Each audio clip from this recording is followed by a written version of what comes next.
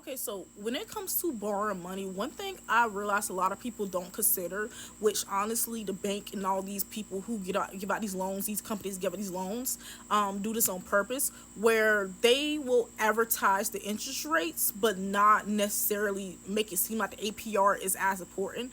And when it comes to interest rates, right? We already know what interest rates is. It's, oh yeah, I borrow $1,000, I gotta pay that $1,000 back plus the $100 on top of that because my interest rate was 10%.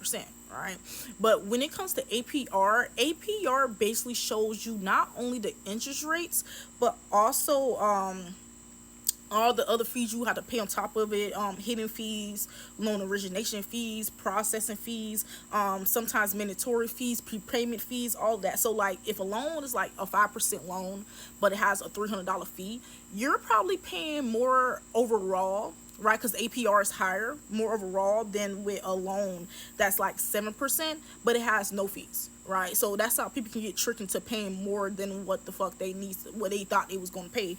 And then also you got to consider whether the APR is fixed or variable. So just because your interest rate might be a fixed rate does not mean your APR is fixed, right? It could be a variable rate. So and so the difference between fixed and variables when it comes to both interest rates and APR is that with fixed, it's not going to change no matter what the Fed's got going on, right? If the economy goes bad and the Fed's like, oh yeah, we got to raise these rates because we got to fight against inflation, it doesn't matter what the Fed's talking about, your rates are going to be the same. But when it comes to variables, right, depending on whether we have inflation or not, your loan's gonna be high. So right now, if you borrow money, and you borrow money on a variable rate, your rate's probably high right now, right? Because the Feds are raising rates to try to fight against inflation right now.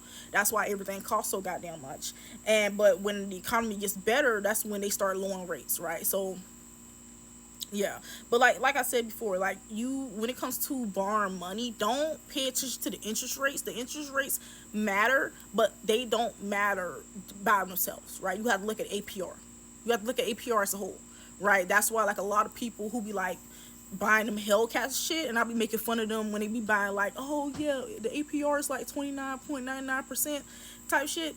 That includes not only the money you gotta pay on top of the car, but also all the other fees you gotta pay on top of the money you borrow.